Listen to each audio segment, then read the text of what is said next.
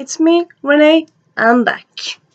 So this video is actually an original. It's not a tag. It's just like me going to talk about something. So it's not a book review or a tag or wrap up TBR. It's like me talking. Um. So this video, I got the idea from, well, I suppose kind of mix of things. Like, I like quotes. I've done a video before on quotes. I was about to say link it. It was made in my early days, but who cares? I'll link it and see how far I'll come because I'm fumbling and mumbling and but yeah, I did one earlier anyway. And also because I saw someone on booktube drinking by herself doing a similar thing where she had her sister read first lines from books and then she decided what book to start. Now, that's not exactly what I'm gonna do because I already have kind of plan of what books I'm gonna read in the foreseeable future. But I did kind of want to still do like a video where I read the beginning of books. And now I'm thinking, what's the beginning of books? Yeah, because normally you think like the beginning, normally you think about books as the first line, the first sentence. You know what? I decided to be a bit creative. And instead of reading just the first line, first sentence, I'm reading the first paragraph in, I think there's maybe 10 books there? Yeah, 10 books. So yeah, it's gonna be a fun little video. And this is just more like, just to show you like how fun different ways of opening books are. And how there's no one way to open a book. I suppose this makes me seem like I'm a writer, author, tuber, which I'm not. I'm just like, I suppose I've studied so much language and I've read so much that I've noticed now like different ways to start books and I appreciate them. And yeah, so let's start. I'm gonna start with Frog Kisser by Nichols. Moment, just I'm gonna open, and there you have it. So the first is a prologue, and I'm just gonna start with that one. I suppose you could argue it's the beginning of the prologue or the first chapter. I'm gonna go with the prologue. 10 years before. It was the middle of an ice storm, the wind howling across the frozen moat to hurl hailstones against the walls of the castle and its tightly shuttered windows. But despite wind and hail, and a full chill panoply of winter, it was deliciously warm in the great hall. So that's the first paragraph of that, really. So I suppose it's boring in a way because it doesn't give you any of the characters. It just gives you an impression of the weather. But still, you get a mood. You get a sense of. You get a feeling of it. You get an atmosphere, and I quite like that really. And yeah, For Christopher by Nichols. I talked about it before. I'll just say it again. Very good book. Then we have Timekeeper by Tara Sim.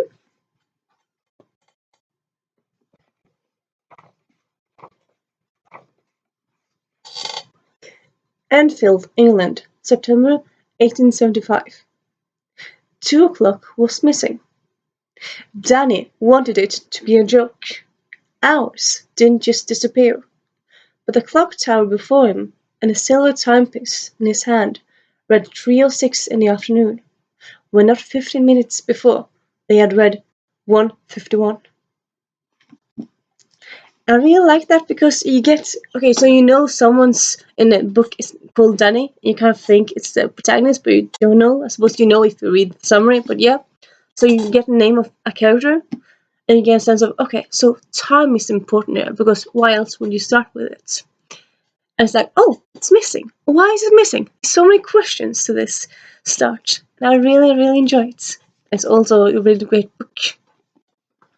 I suppose you should just say all these books are books I really love. I suppose some books start really great and then they just...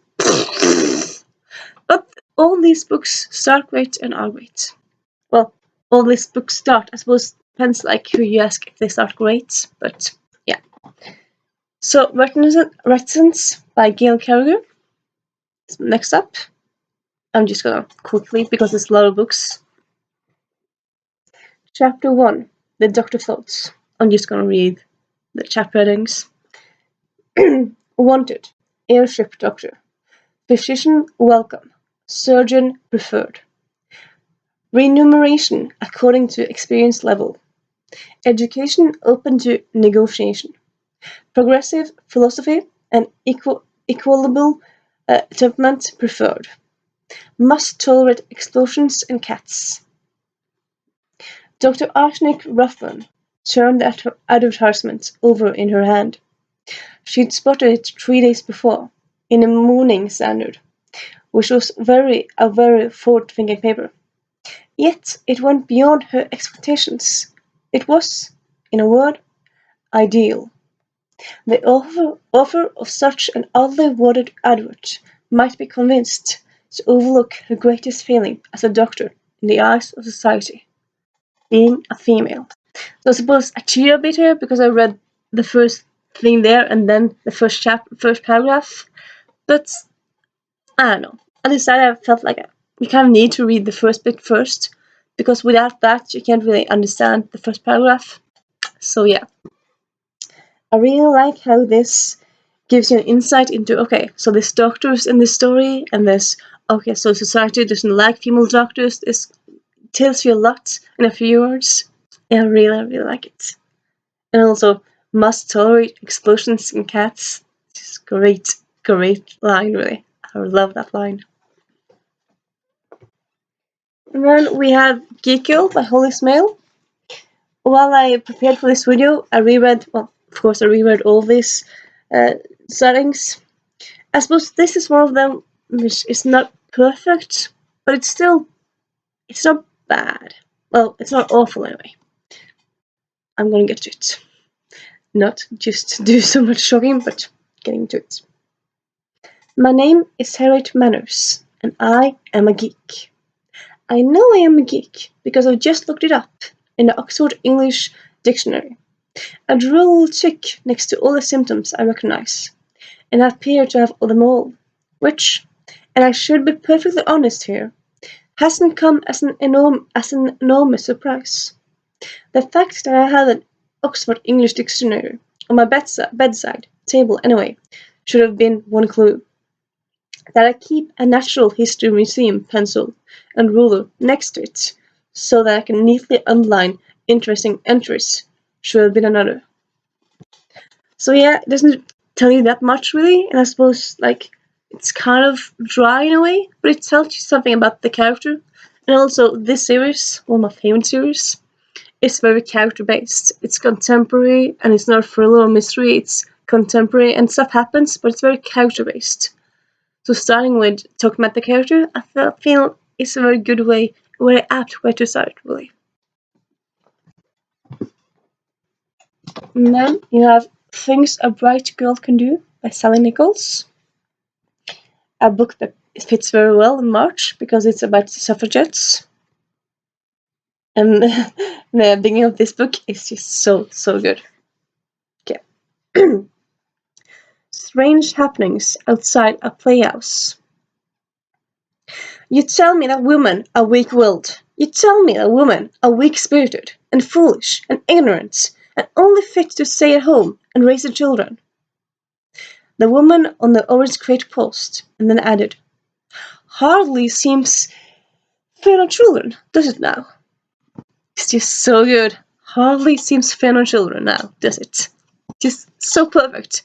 Because it encapsulates a great argument and the weird argument against female empowerment. Because they say females can't do this, can't do this, can't do that, we're just stupid and blah blah blah blah. But females are nannies, we're teachers, we're kindergarten teachers, we're everywhere and teaching your sons. And yet we're stupid? Won't your sons become stupid then? The logic there is kind of flawed. And yeah, this book, I'll just say it again, said it before, say it again, very good book. It has some sauciness in it, some sexy scenes in it with lesbians, so just so you know that. There's not that much swearing, but there's a bit. And other than that, I don't really think there's any other trigger warnings. So yeah, a really, really good book. A moment. Then you have The Start of Me and You by Emery Lord. Contemporary book. Moment. There. Chapter 1. Of all the places to have something memorable happen to you, Oakhurst, Indiana, had to be one of the worst. Our town was too big for anyone to know everything about you, but just small enough for them to clench down on one defining moment, like teeth clamped on prey. Won a spelling bee in 4th grade? You are dictionary girl forever. Laughed a little too hard in 6th grade? You'll be the guy who peed his pants as you walked across the stage to receive your diploma. And I was the girl whose boyfriend drowned. I suppose it's a bit cheating because I've started the next paragraph, but it's my video. I'll cheat if I want to.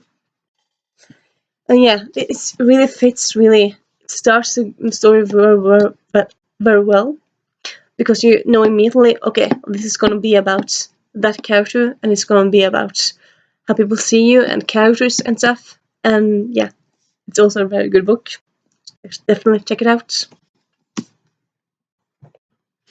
And then we have Skullduggery Pheasants, Armageddon Out of Here. It's a collection of short stories in the Skullduggery Pheasants series. So I'll start. Moment. Just give me a moment. Here. Across a dark plain. It was the year of our Lord 1861. It was up west of the Missouri River in South Dakota, and the dead men were riding again. Isn't that such a good start? I suppose could define like, is it end or should you go there? But I'm stopping there. It's just like, who's the dead man? Okay, so this is taking part in, so you don't know who they are, and you don't know, okay, it's taking place in historical Wild West. Okay, what's going to happen there? You have so many questions, no one ever answers. It's just so good. And yeah, this short story collection is a great way to get a little peek into this series. I suppose some of them take place later on, so I suppose probably the best way is just to start first book. But like these, some of them are like very short stories. So yeah, definitely check this one out. Sorry. Invisibility by Andrew Kramer and David Leviathan. One of my favorite books. Moment. I have to find there. I was born invisible. I have no idea how this worked. Did my mother go to a hospital, expecting me to be just another normal, visible baby? Or did she believe in a curse? Did she know what was going to happen and have me in secret? It's such a strange image, even to me, an invisible baby born into the world. What was the first moment like when I was held after my mother and there was nothing to see, only feel? She never told me. To her, the past was invisible, like I was invisible. She let slip that there was a curse, angry, early words with my father, not meant for my ears. But that was it. There was no other why. There was no other how. There was only the what. And that was my life. Isn't that just a great start, really?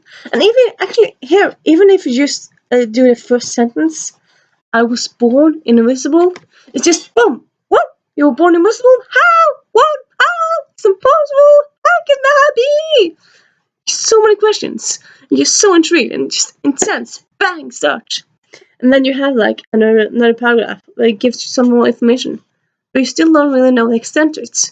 Okay, so who is I? And where does she live? Does he live? Or does she live? We don't really know if it's he or she yet. And it's just, yeah, boom. It's just a great start. Also, yeah, as I said, great book.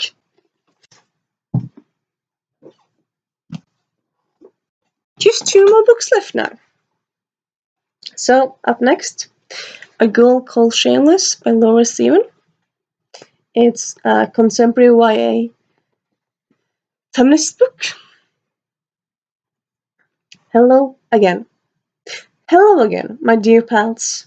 Turns out that several of you are actually quite interested in the utter debauchery and chaos that is my life, including, but not limited to, international sex scandals, kissing beautiful brown boys, and overzealous eyebrow tweezing. This interest comes as quite a surprise, on account of Ajita telling me roughly 14 times per day how dull I am.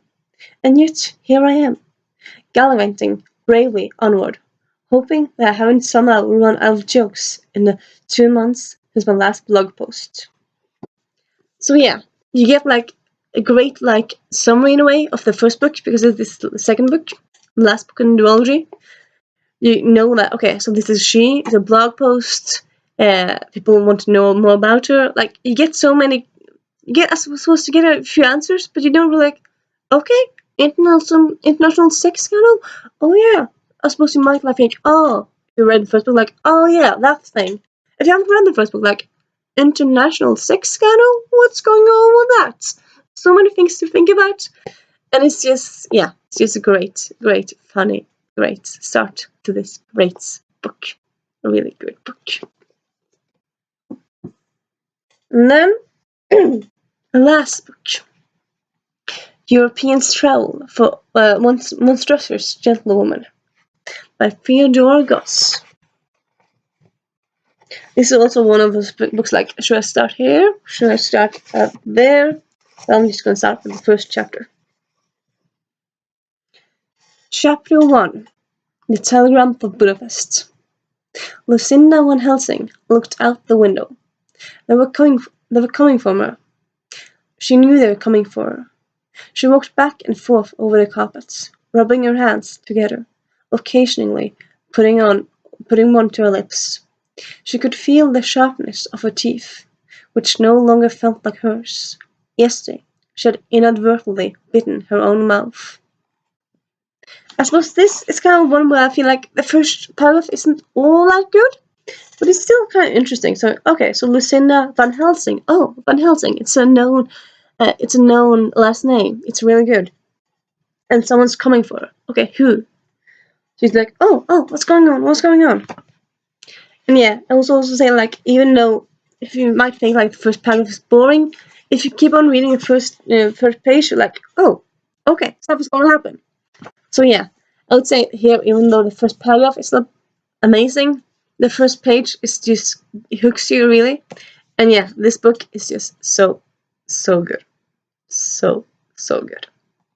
It's steampunky, it's set in historical Europe, it's kind of retellings of your favorite Gothic stories, of the Island of Moreau, of Dr. Jekyll and Mr. Hyde, of Frankenstein, yeah, and girl power, and it's just very good. It also has some meta aspects to narrative, so I suppose that might bother you. I really like the way it's told, so yeah. And yeah, that's that really. That's a few openings to some books that I really love. If you love a book, stupid question on book here. If you want to, you can write down an opening to a book you love in the comments. And I hope you have a nice weekend. And this is me saying Renee, out.